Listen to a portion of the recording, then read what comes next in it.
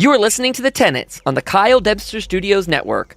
To support us, visit patreon.com/Kyle Dempster Studios.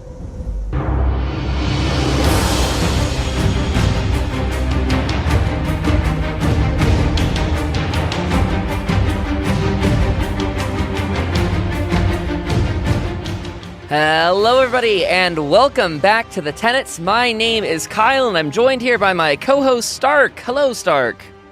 Hey. How you doing on this wonderful Sunday? Pretty good. We just got off a long weekend of doing some Imperial City event in ESO. That is, for those that don't know, for those that aren't following the news, that was an event that encouraged you to go into Cyrodiil and get some bonus rewards. Pretty typical in ESO fashion, right, Stark, that you get these events that they put throughout the year to kind of spice up older content and get people to go back and do it for a certain reason. Yeah, usually it's anniversaries or something similar, and they'll double most of the payouts in there. In this case, it's supposed to be double Telvar payouts, which is a kind of currency you can earn in PvP in the Imperial City, but you can also lose if you're fighting someone and die. Yeah. You lose set amounts based on whether it's another player or whether it's PvE mobs. But yeah, it's a split PvE, PvP zone, and yeah, go in, get extra stuff. Yeah, and we also saw the return of a house that has been removed from the market before. For anyone that's in the house shopping thing, you got a couple more days left on the Lynchel Grand Manor that's based out of the Gold Coast there, the Dark Brotherhood DLC. So that's really cool.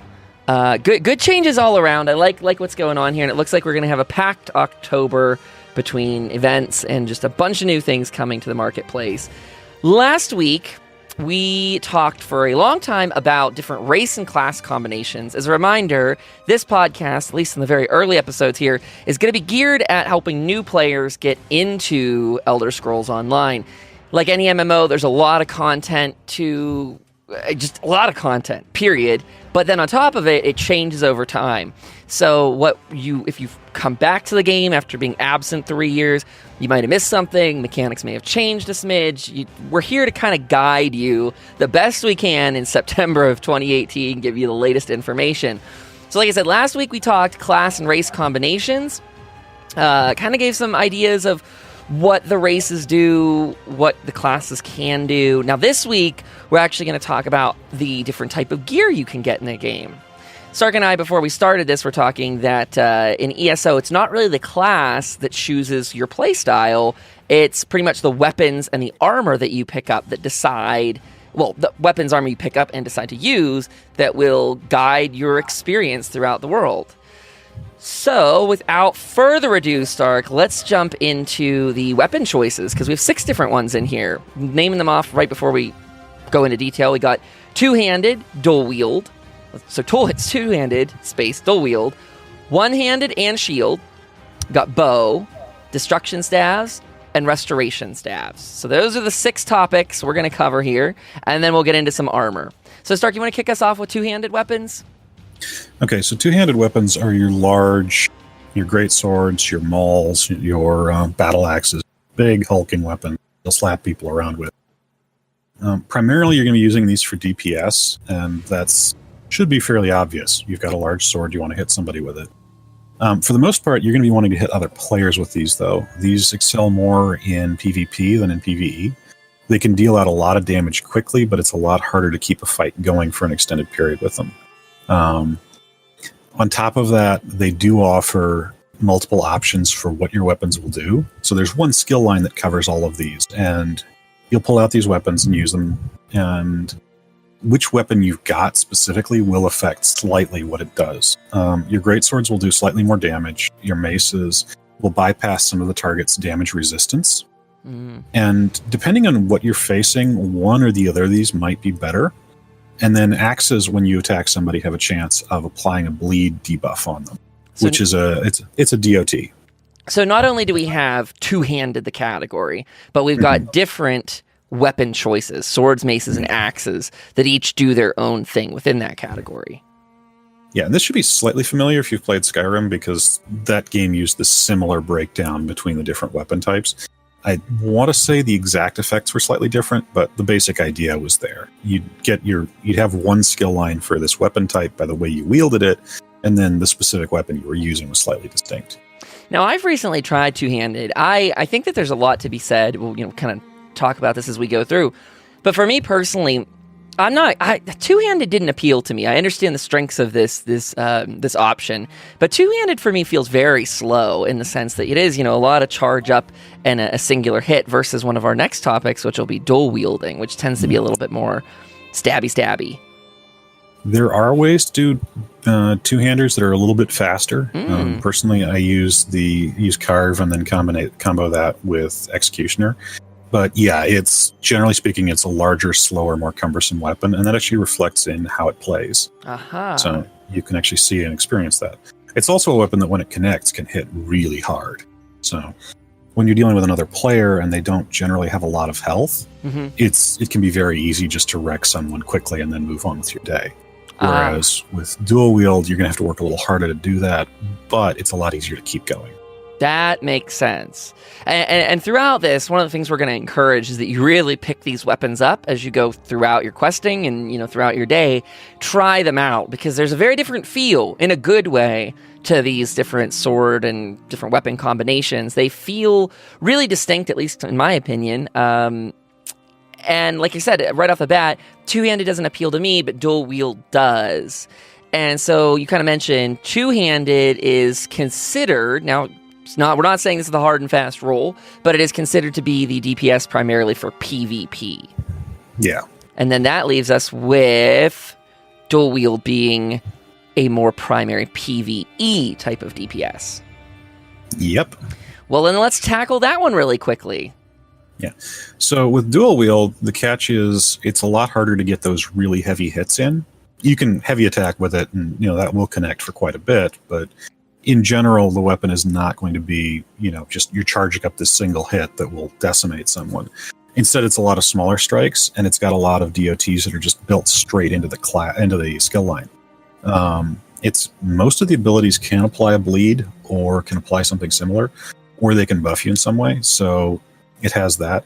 And the other thing about dual wield that's unusual is a lot of the abilities have a sort of heal effect on them based on the damage dealt. This is true of the ultimate.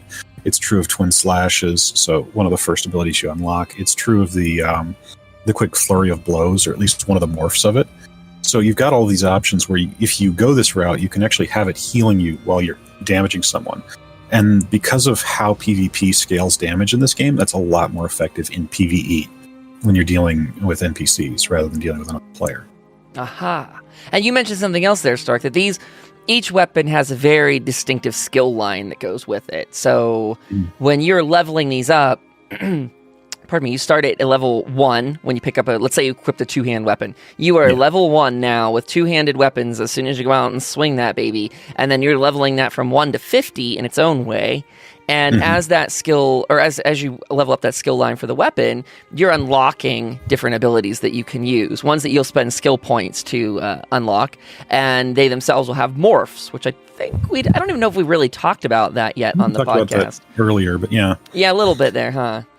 So, actually, there's one really important distinction to drop in here, and this is when you first make a character, you're not going to see your class, you're not going to see your skill lines at all for your weapons. Ooh. Those actually unlock once you kill somebody with one of those.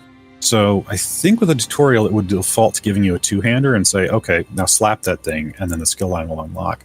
To unlock the others, you just need to kill something with that weapon equipped, and it'll unlock, and then you can see what the weapon will do. Great point. And that's kind of the game's way of not overburdening you so that when you load into the world, you're not like, oh my goodness, what am I actually looking at here? They slowly piecemeal that to you as you get that. I find it, personally speaking, to be a very fun process to level up these different weapons because now I'm sure when you're on your 15th character, it's maybe no longer as exciting, but when you're in the early days, they're very, very distinct in each of the skills that you get. Some of them overlap a little bit, but it's still really, really cool to try out the differences. I mean, just recently I rolled my first two-handed character. Like I said, didn't love that so much, so I swapped back to dual wield. But still fun to unlock those different skills within it and see what they do, and especially the passives that go along. Yeah. Rolling right along while we're talking about melee weapons, let's switch to tanking here for just a sec. Stark, want to tell us about the one-hand and shield line? Yeah, one sec. Sorry about that. So with one hand and shield, this is actually for tanking. You just straight up use this, take more damage. The very first ability you'll unlock will allow you to taunt targets. I believe we mentioned that. And this will have the effect of making sure that an enemy attacks you specifically as opposed to the other people around you. Fortunately, this also comes with a lot of stuff that will beef you up and make you more durable. And at one point in the game's life cycle, it was actually fairly common for players to run around in light armor and a sword and board because of the way light armor used to scale. So that's changed. I would not recommend doing that, but it used to be the thing. I think this skill is very important for being able to be the tank and be able to take the beatings that you're going to end up taking if you want to be the one getting hit by the boss. Right. It's got some other options to let you move around quickly, and it shares that with two-handed, actually. Dual wield does not have a gap closer built in. So if you see somebody over there and you want to go make friends in person and stab them, then your sword and board will let you do that before it realizes the DPS is there and wants to turn them into paste. Yeah, that's how I make most of my friends. I run up and stab them, Stark. That's my mantra. It explains so many things, yes. Yeah. Couple of things about this. One is never, ever use a sword and board for DPS outside of player versus player combat. In PvP, you can sometimes use the sword and board as the optimal choice for DPS simply because you're dealing with another player and taunting them isn't a problem. But in most content, your damage is going to suffer more than the survivability will make it worth your time. So that's something just to keep in mind. And the other thing is, unlike the two-handed and unlike dual wield, the sword and board doesn't actually provide any unique buffs based on the weapon type, which can be a little strange because you'll come from dual wield where it has a similar system to the two-handed. Your swords do more damage, your axes bleed, your maces bypass armor, and in the case of dual wield, your daggers will increase your crit chance. None of that happens with your sword and board. You can take a dagger, the very same dagger, and swap the your offhand slot from another weapon to a shield, and it will change to just increasing your weapon damage. So this gives you some freedom if you're trying to get a tank set put together. You don't have to worry about farming for the right weapon type. Just finding any one-handed weapon for a tank will work. Yeah, I was going to ask you, opinion-wise, is there any primary best weapon they could use in that slot? I mean, I guess if everything is, quote-unquote, everything's a sword, it really doesn't matter. Yeah. There you go. Aesthetics, everybody. You could go with whatever you get first or whatever you think. And even then, because of the outfit system, aesthetics can be whatever you want. So you can swap that out for a different weapon in this type. Talk about a free-form game, Stark. So many options. So that you definitely were I like that point you said that you definitely don't want to DPS with a one-handed and a shield unless you're doing PvP. Seems like a good way to ruin a dungeon trip if you're accidentally doing that. It might result in some people being a little feisty with you if they find out. If you're taunting, if you're stealing taunt from the tank, that can really annoy people quickly. Yeah, if you're not used to MMOs, that's bad etiquette. Yeah. On the other hand, it also has a built-in. It's not actually a full root, but it is a slow effect on it. So you can run over, jab somebody, and then make sure they can't run away. So there is also that. It is actually a really viable tool set for PvP, but it is something you want to think about carefully if you're planning on doing anything DPS related with it, because that's really a PvP only option. Very cool. We'll get back to tanking here in a little bit with a surprise option up ahead. I don't know if you guys are going to see this coming, but before we get to that, let's talk bows. So we're already going down a primary. Everything we've talked about so far is primarily stamina based. I mean, you're running up and you're actually hitting them. So bows here, same thing. Now, bows are ranged stamina weapons, and they work best at long range. Is that correct, Stark? Yeah. There's a passive, I think it's Eagle Eye, but I might be You are correct, I believe. I'm pretty certain you're right. That will increase your damage at long range. So bows are a little complicated to run because part of it is you're wanting to be at long range, but you still need to be close enough to benefit from any party buffs getting thrown around. And if you get far enough away, you're really limited to one ability it does significant damage, but it's not great, which is snipe. But the trade-off with the bow is you have a lot of freedom to move around, because unlike other stamina characters, you don't need to be standing right next to the boss or whatever you're trying to kill. And you also have a lot of options for both moving enemies away from you And for dealing damage to a specific area, there's both a conal attack and then there's also a planted circular AoE you can put down. Love it. And also you have the option to dodge. When you dodge roll while using a bow, you actually get the ability to move faster for a set amount of time. Again, a lot of these are actually coming off of passives. So when you look at the weapon and you first pick it up, it's like, well, it does all of these things. And you're like, well, I don't see any of that. You'll unlock it over time. You'll have to play it for a little while to start unlocking these options. But the basic structure with the bow is it does give you a lot of options to move around at range and pick at the enemies. The trade-off is most of the time you're going to be doing less damage than you would on another stand build or with a staff. So it is something where it's like you do have to have a reason, have a way to justify your presence that way, either in utility or in other function. Ah, good point. As I say, I don't really see a lot of primary bow wielders out there. They're out there, but it's a mix. You have some players who said, okay, the bow is cool, I'm going to do this. You have some players that picked it up because they played bow snipers, or, stealth snipers in Skyrim, which that's valid. Like, it actually works. Mm-hmm. But in a lot of players, once you get to a certain point, it becomes a lot more difficult to use it, at least as your primary weapon, and it is doable, though. It's a very interesting lore. I mean, lore-wise, in any fantasy world, bows are such an important component. I wish we could see a little bit more of them out there. Yeah. But I understand the trade-offs there. Yeah, and it is a really good weapon if you know what you're doing. So certainly something to keep in mind, and certainly something to learn about and learn to use. Right. Yeah, we always encourage, during the Twitch streams that I do, I always get people to come in and say, can I do this, that, and the other? And we emphasized this last week, but in Elder Scrolls Online, there are really very few things in the game would we really discourage you from doing, or at least trying, because, picking up a different weapon and exploring it's a great way to find out if it fits your personal agenda in the game. If you want to be a primary bow wielding person, if you learn it well, like just Stark said something along this line a second ago, if you actually learn the ins and outs of it and can make the best of it, we encourage you to do so. There's some things that are considered more normal or more traditional in Elder Scrolls Online, but that shouldn't dissuade you from trying, experimenting, and perfecting your own craft. While we're on the note of ranged, let's get into destruction staff, Stark. These are your primary for, so you usually see your more sorcerer-style classes, your magic wielders using these, but there's an interesting caveat here. Do you want to start with the Frost, or do you want to talk about the Inferno and Lightning first? Let's start with the Inferno and Lightning first. Okay, because these are your more traditional DPS ones. Yeah, and they're more convenient, too, to explain, because the difference between the two is you want to use fire when you're focusing on a single target, and you want to use lightning when you're dealing with lots of opponents. Mm-hmm. Both of them have, and all three actually have the same basic abilities. So there's just one destruction staff skill line. There's not three separate ones. And you'll pick up an ability like Clench, and that will change depending on which kind of staff you have equipped.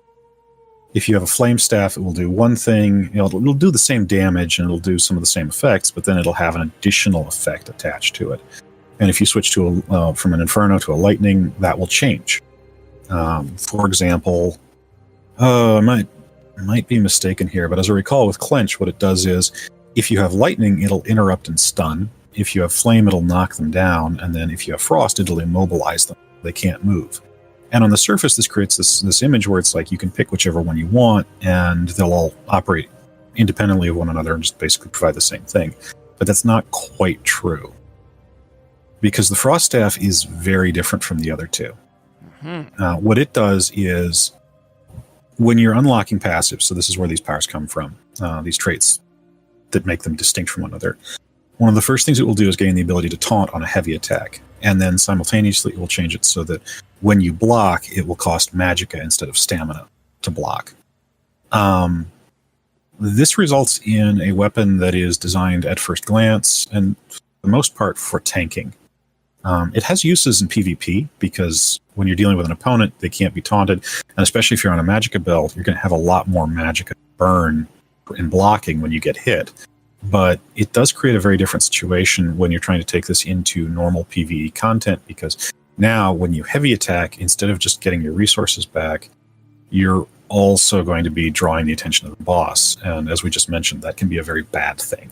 Yeah, and we talked about the etiquette in PvE content and your dungeon content and trials earlier, just for a split second. And this is one of those things that, just like you don't want to be running a sword and shield for DPS in that content, you don't want to be running a frost staff, just because you will irk the actual tank in the group among the other players, especially a healer who is now trying to heal you as the poor DPS that is blasting the big boss with your frost staff, even though you're squishy. So as much as it's sad that you're losing the ability to be a frost staff wielder, don't do it for your own health. Yeah. Also, remember that when you start pulling aggro off the boss, you can actually cause wipes in some situations. Yeah. There's a reason this is an etiquette violation. It can kill everybody in the party. And that's not how we make friends. I mean, earlier, Stark, I did say I like to jump up and stab my friends, but I don't like to bring the boss to stab my friends. See the difference there? No, you need the personal touch. It's different. You got it. That said, if you are running a tank, this is one of only there's only 3 ways you can conveniently taunt something in the game. And this is one of them. So if you're running a tank and you've got, especially a warden tank, and you want to have a way to reach out and grab the boss without giving up a skill slot, this is one of the options. I wouldn't recommend running a tank without a sword and board. But if you want a back bar, which is to say have a frost staff on the your other weapon bar, it's not the worst option, even if I wouldn't recommend it. That's a good point.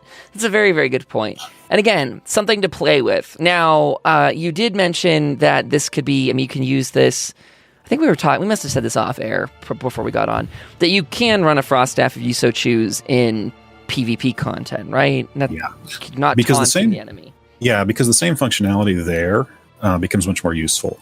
The frost staff focuses and immobilizes, which prevents enemies from moving around, and that can be really convenient when you just want to make another player sit, stay, and play dead. I find that's the best way to do it. I wish I was a little bit better at that, but so you can run a frost staff as a DPS in PvP. You'll see, you might notice that we also said the same exact thing for the one-handed shield, that you don't DPS with it outside of PvP. PvP changes the rules just because you cannot taunt a human player in the same way that you can an NPC boss. So if you want to use it, by all means in PvP, give it a whirl. So again, that's lightning for your AoEs, and that's Inferno staffs for your single targets. Yeah. As a result, there's a little bit of a class bias here because, and I know we've been talking about this overrides your class, but lightning will work better for sorcerers for the most part. They have more AoE abilities to begin with, but they also have a synergy for dealing lightning damage, like several built into their passives for the class. So they do better on lightning staves than any of the other classes do. For Inferno staves, they work really well on DKs. Again, same basic idea. They have a lot of abilities that synergize off of setting things on fire, dealing fire damage. I think they have a passive that increases their fire damage passively as well. And then also the Inferno staff is really good for Nightblades because they're going to be doing a lot of single target damage anyway. I was going to ask why that is. Yeah. Finally, the Frost staff does synergize pretty nicely with the Warden because they have an innate frost damage increase along with everything else. They're also slightly more resistant to it because they have bonuses that will help to remove the immobilize and root effect. So that one kind of cuts both ways. You're better defended against a frost staff if you're a warden, but you're also better able to use one. Again, that's going to be mostly in PvP. And this is a total side note, but I think I just started my warden last time we were on the air, and that is a really fun class. I mean, I just been loving that guy like crazy. I know exactly what passives you're talking about right now. Yeah. I don't know. So if anyone's looking, if you're ever on the fence, I know we talked all about different classes last week, but man, that's such a versatile class to get in and play with. They're really good on sustainability too. So if you guys are like, what do I do? Consider that one. I mean, more than anything I've played yet, the guy's just got a lot of versatility. Yeah. And actually he's rocking, so right now I'm using a mag warden, so a magical warden. He's rocking a lightning staff for exactly what Stark said, the AoEs there. For one of those skills, and then he'll actually be rocking what we're going to be talking about next. Anything else to add for Destruction, Stark? Not really, no. So his other bar is a restoration staff, because my guy's doing half and half right now, mainly playing with other people. So I'm doing half damage, half healing. So the Restoration Staff's one of my favorites. I main a healer, and for a healer, this is going to be your primary tool. It is definitely healing focused, and also for applying buffs to your allies. Cool things about the Restoration Staff line is that you're unlocking some really cool spells. You got things like a prayer, combat prayer. I can't think of its unmorphed name, but it increases the protection to your friends that it hits and increases their damage. Yeah, I'll look it up prayer right protection, now. I think. Prayer, blessing, and protection. That's it.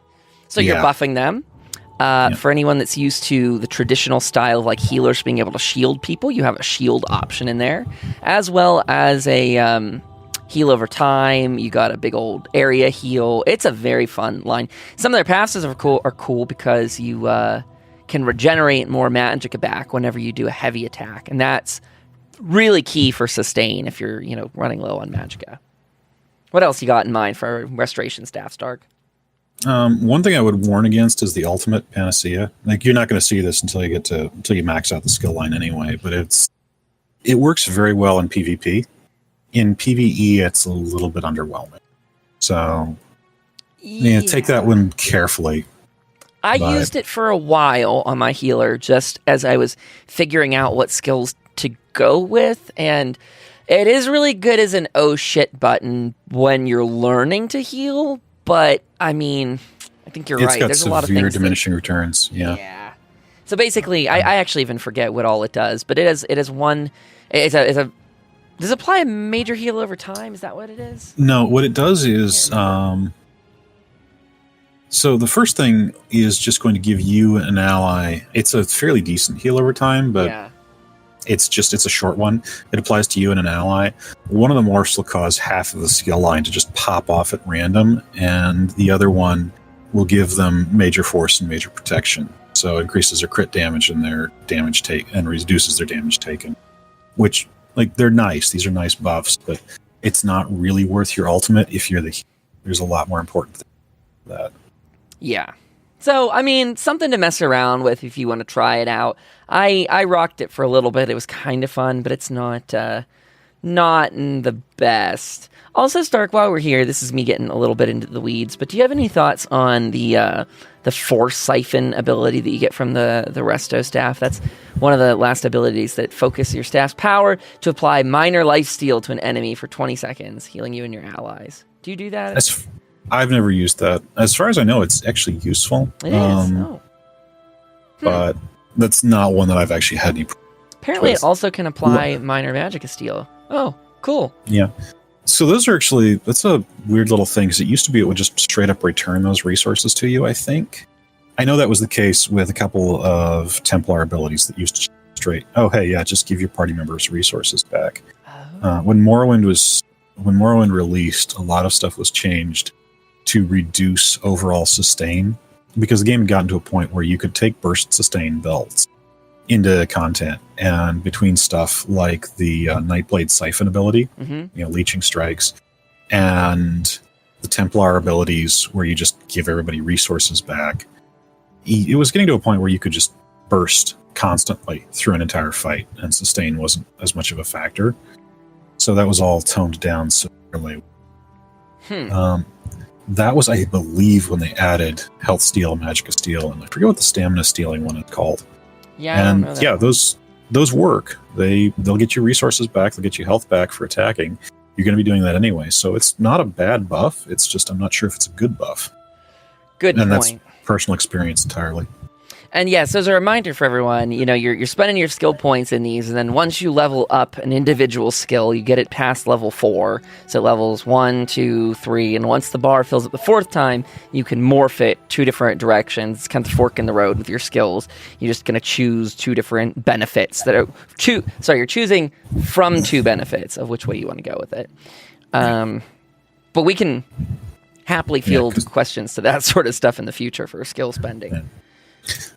Personally, for me at least, I've spent much more time working with the morphs of Grand Healing, Regeneration, Blessing of Protection, because those are some really nice workhorse ability staff. Yeah, healing in this game is very fun. And I honestly, ESO changes my thinking on a lot of different typical class things from other games. I actually really want to try tanking in this game, especially because you can do such odd stuff as using like a frost staff or like we were saying. Mm-hmm. It's just, it breaks the norm from other games. They're like, nope, if you're a tank, you're just a sword and shield tank. Get used to it.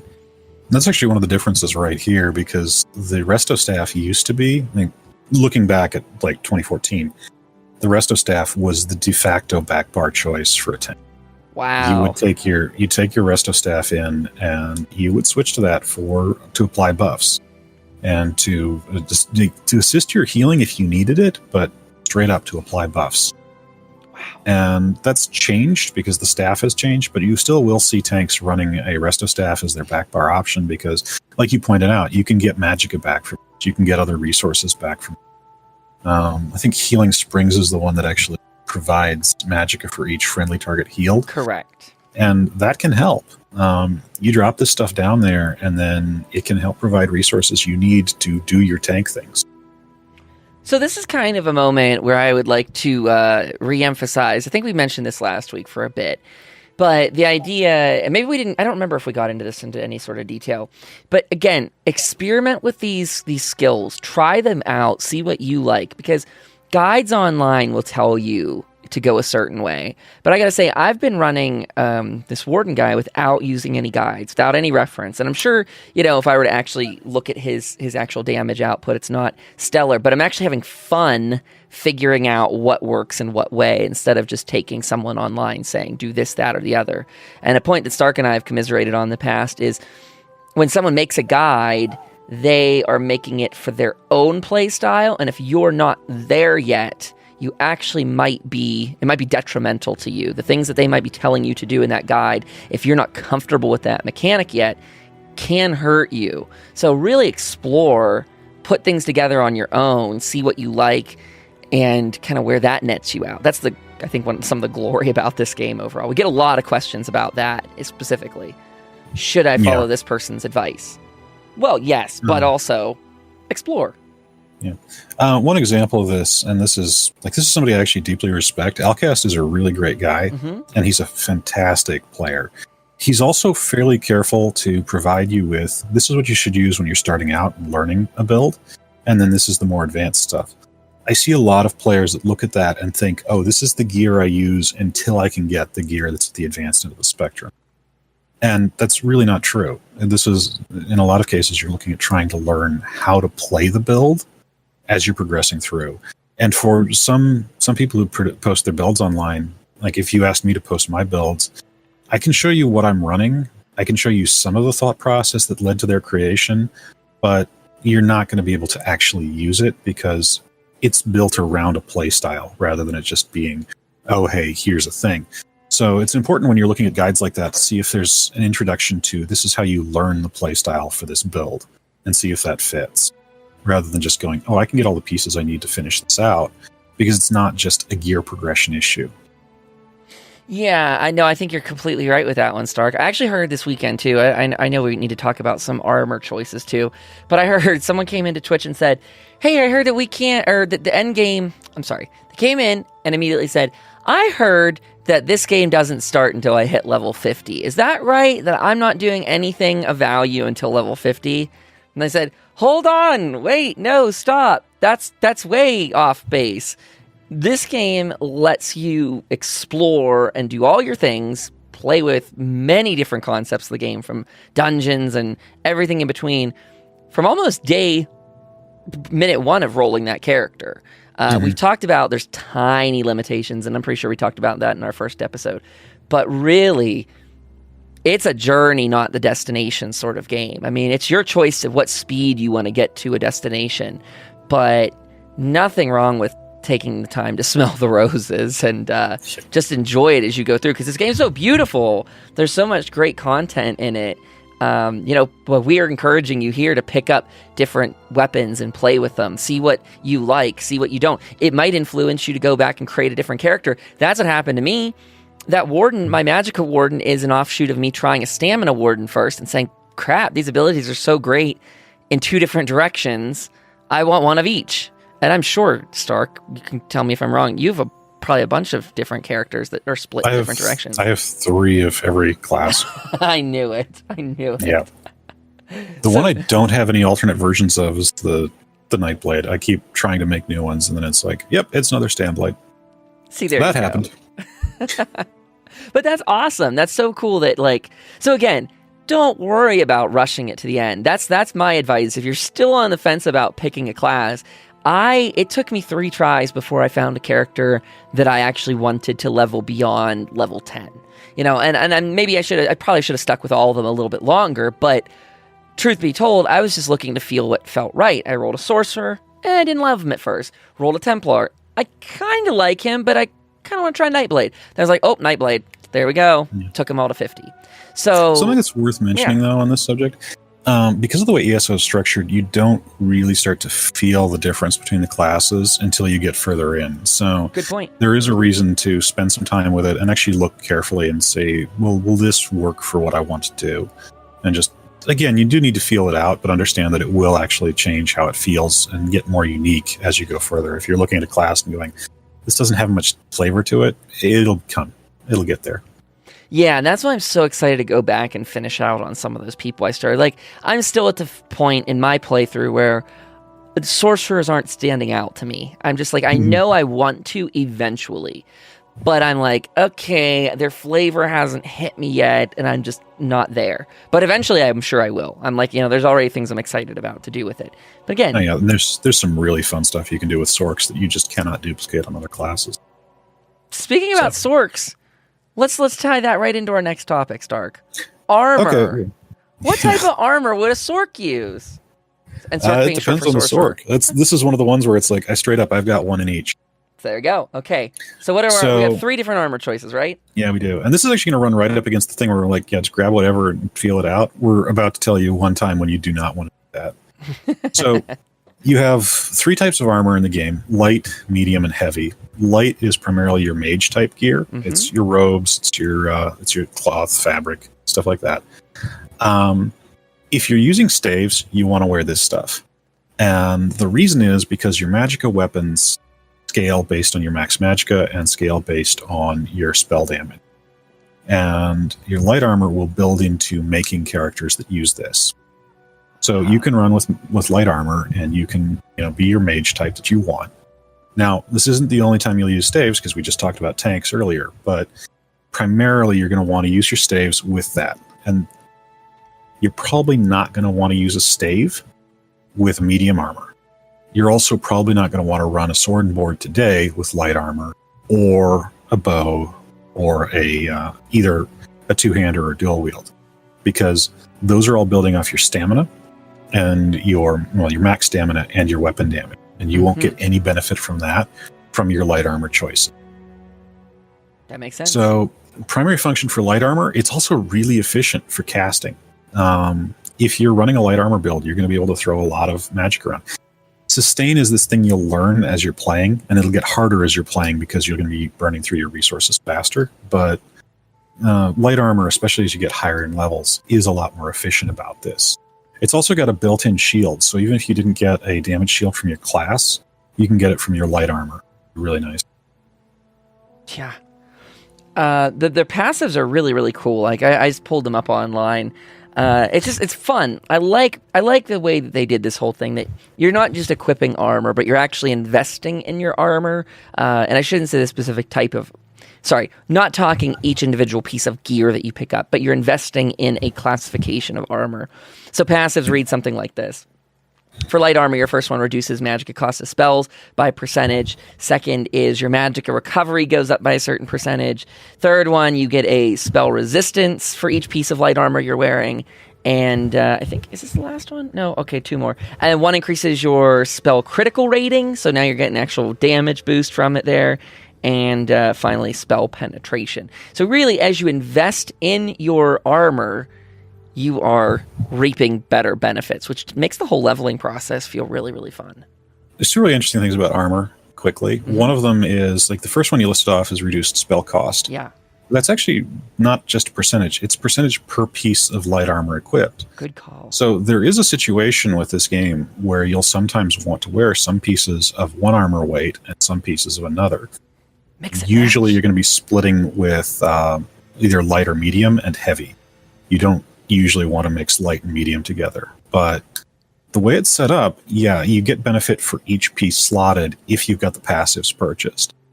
And the more pieces you wear, the bigger that bonus gets. So that cost discount, I think, gets to 14% when you're wearing full light armor, which is a lot of discount on all your Magicka abilities if you're committing to that. Yeah, that's a lot.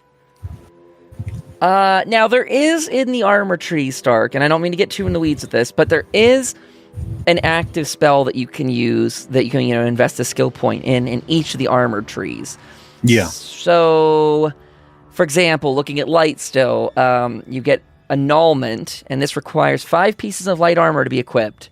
Mm-hmm. And it surrounds you with a magic negation that absorbs, up to a certain amount of magic damage. Yeah. Thoughts on that? Is that something people run, or is this an outdated feature? No, that's absolutely useful. Annulment morphs to harness magic, I believe.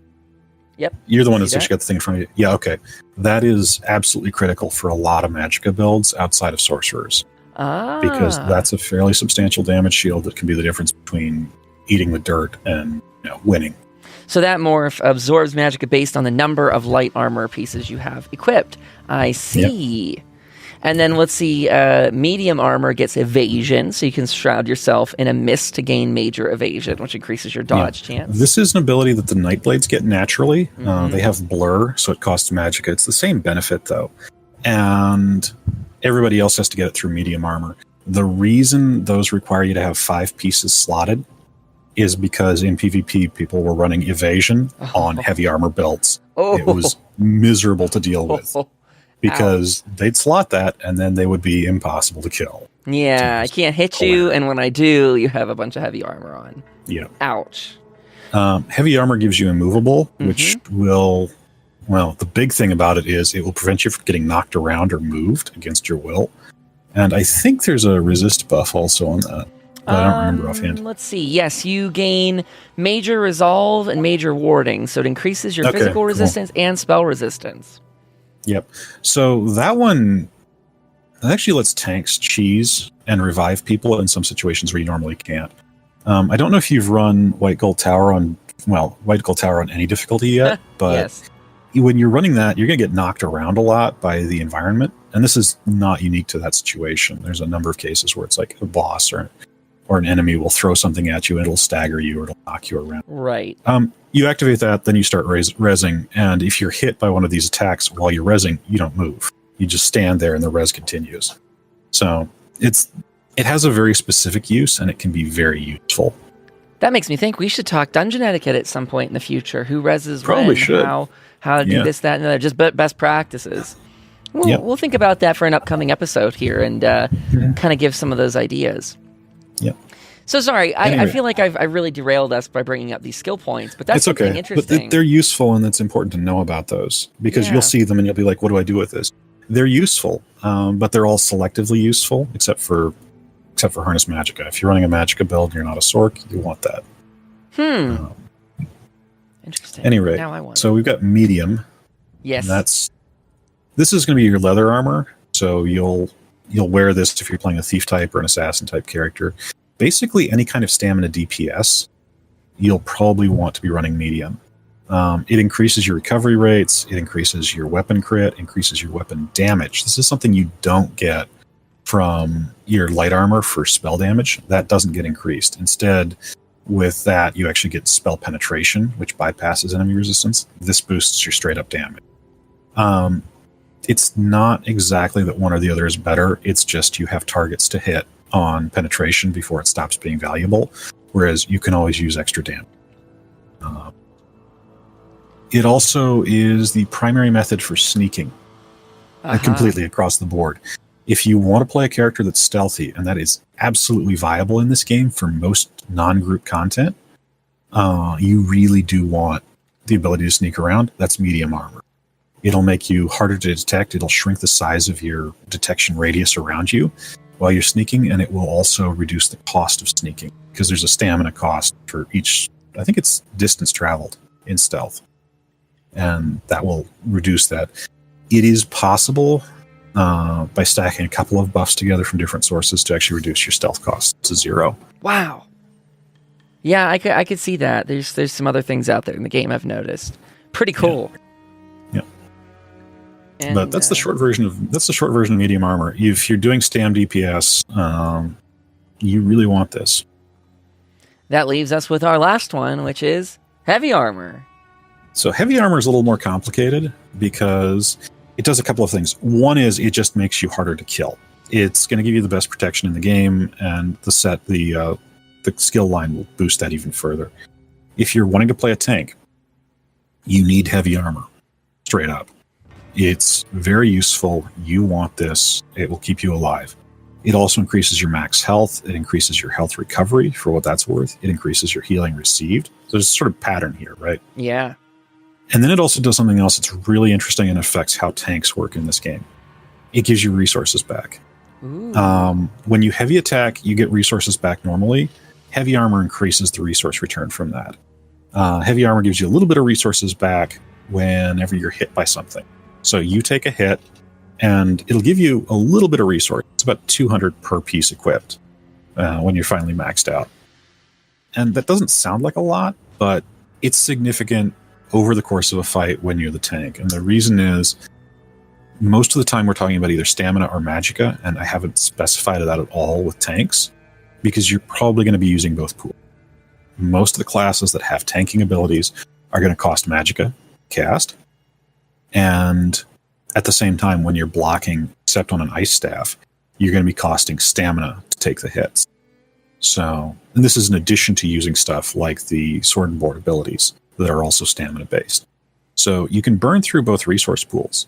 Because you're not worried about outgoing damage as a tank, you don't have to worry about either pool being particularly large.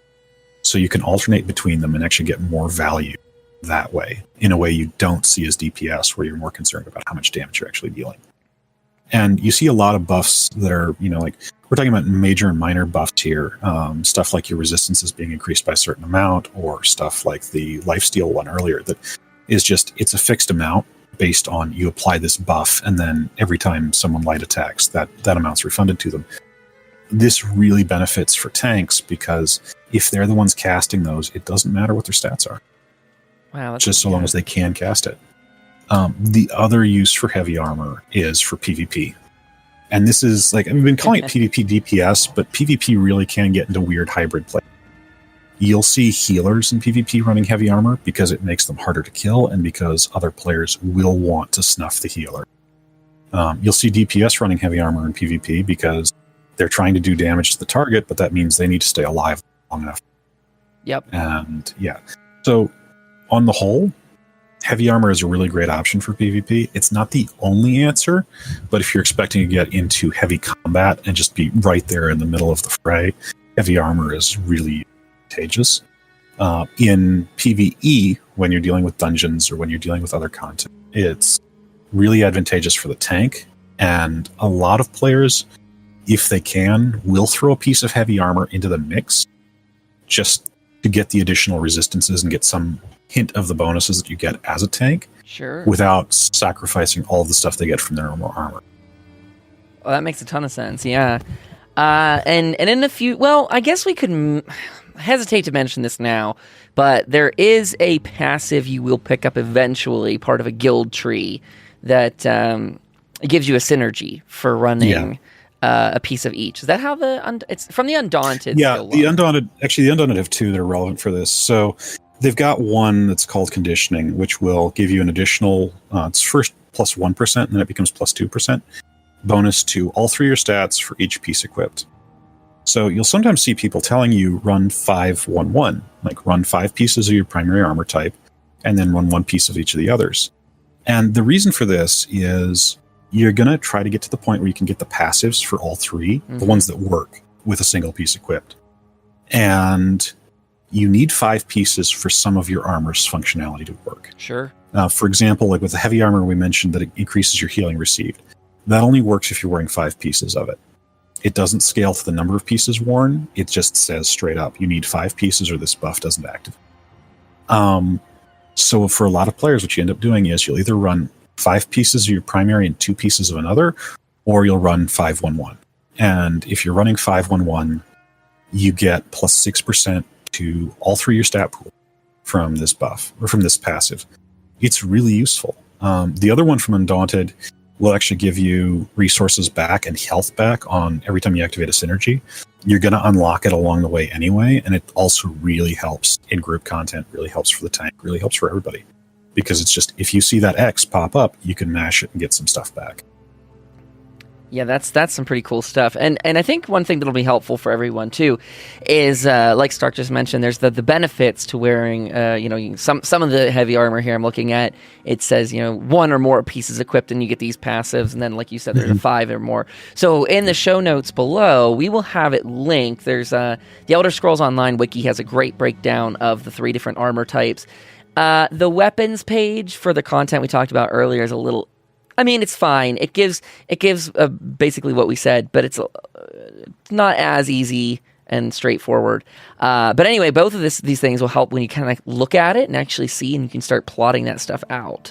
So I really like the mechanics for it, Stark. The armor mechanic is really fun in this game, just to try those mix and matches and see what all passives you can gain. It's going to sound weird, but ironically, the mix and match armor structure was one of the first things that really caught me about the game. Really? Of all things? Huh. Mm-hmm. Weird, huh? It's weird, but it's very lore based, right? It's like in any fantasy game or art, you'll see mages that are wearing heavy armor and things like that. So there is some lore basis in all of fantasy that kind of fits this thing. You just don't get to see it that much. In the single player games, the sword class actually is heavy armor primarily. So it's like, this is not new or weird to Elder Scrolls at all. Yeah, no, I like that. I like that that's an option in the thing.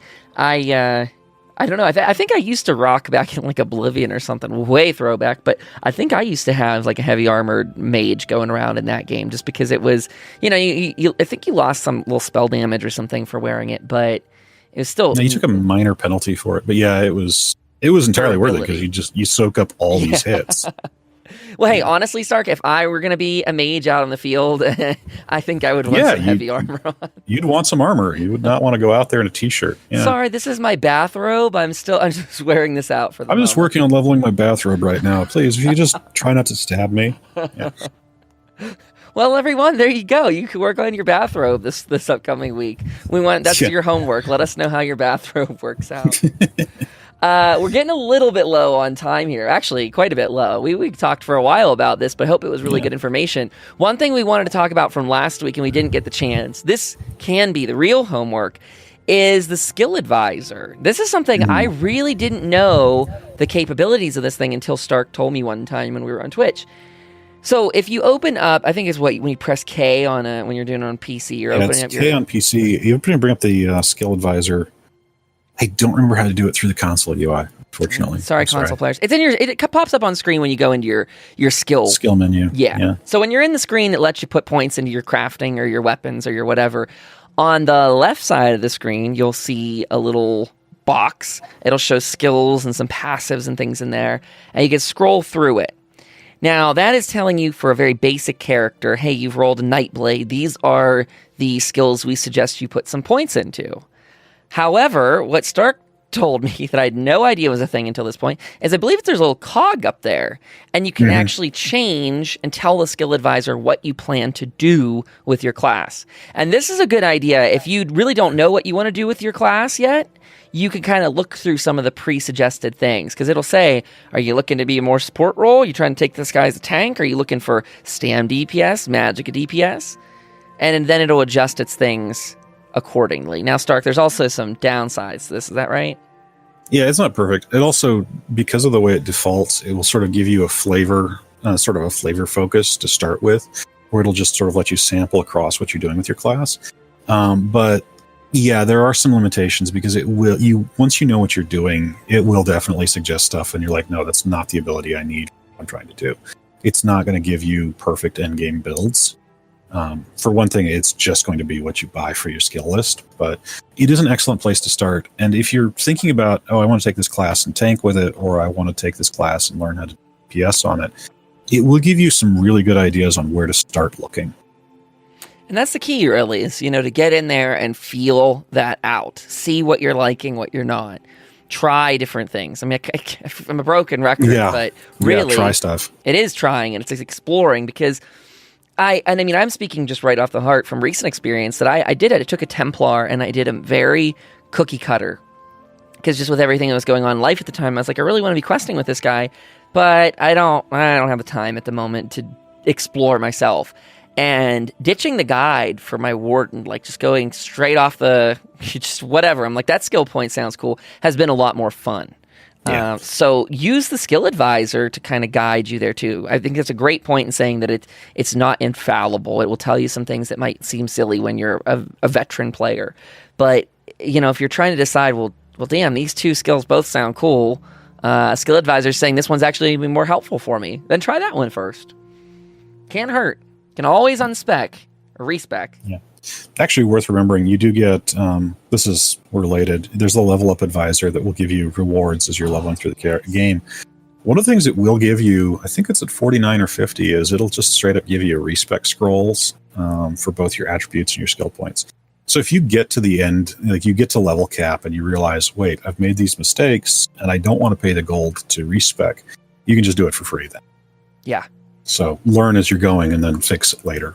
You'll be fine. Yeah. Yeah, exactly that. Roll new characters whenever you're bored with one. Try something else out. I think, Stark, you dropped some good information earlier and said, but when you really want the flavor of a class, stick with it. And so there's definitely something to be said about longevity of it. But man, we had someone in Twitch the other day saying they were getting their butt kicked on their one character and they were dying over and over again. I said, well, maybe just try. You can either stick with this character, look up some guides, see where you're kind of maybe going wrong, discuss with other players. Or if there's something that's with you in that class not clicking, that you don't like, that it's, driving you in this one direction, try different things. See if that fits you better, because I don't know, I've noticed that in myself, that, sometimes I jive better with something and then other times I need to learn or work a little bit harder. When you're starting out in the game, that can be a little disappointing to get your butt kicked to and fro. So find something that doesn't. Anything else you want to add for this episode, Stark? I think this has been great in talking armor, weapons, skill advisor. That's a lot for 1 week. Yeah, I think they were good. That's everything we were aiming to take today. Uh-oh. I'm kind of losing you here on Discord for some reason. I'm not sure why that is. But luckily it's at the end of our episode. Yeah. So yes, we will leave you with that. We'll leave you with those. You can go and explore. Like I said, show notes below will have links to the different weapon types, the different armor types. You can take those, go whatever direction you want with them. As a reminder, I'm trying to think. Stark, do you want to pimp any links and things for yourself? No, not today. Not today. Well, you can find him on Twitter. That's all. That's all in the below. So you can find me over on Twitch at twitch.tv/Kyle Dempster Studios. You'll find Stark there most of the time too. We were doing a very fun, I think we had 9 people at one point, just doing public dungeons last night. It's crazy. Yeah, slammed through a bunch of them. Yeah, and it's got a bunch of, for those that don't know, we'll talk about this another time, but public dungeons are a good way to get a skill point when you do a group event. Just some nice player time with one another. So come hang out with us sometime on Twitch. I'm on Twitter at twitter.com/Kyle Dempster Stu, STU, doesn't all fit. And the website for this, if you want to find anything else, is the Tenets podcast.com. I had to think about it for a second. So that's the Tenets, TENETS podcast.com. You'll get the links to subscribe on many different platforms, including Spotify, iTunes, Android things, Google Play, anything you want, it's there. That'll do it for this episode. Let us know if you have any comments. Oh, also, I need to pimp that out. You can shoot us an email. I haven't set one up specifically for the show yet. So in the interim, just use Kyle Dempster Studios at gmail.com. That should be nice and easy for you guys to find that. Again, that'll be in the show notes below, so you can just shoot us off any questions you might have. Happy to field any of those. Go out there, ask people questions. People love to answer in ESO. So if you see someone doing something you like, hit them up, ask for advice. Until next week, everybody. Bye-bye.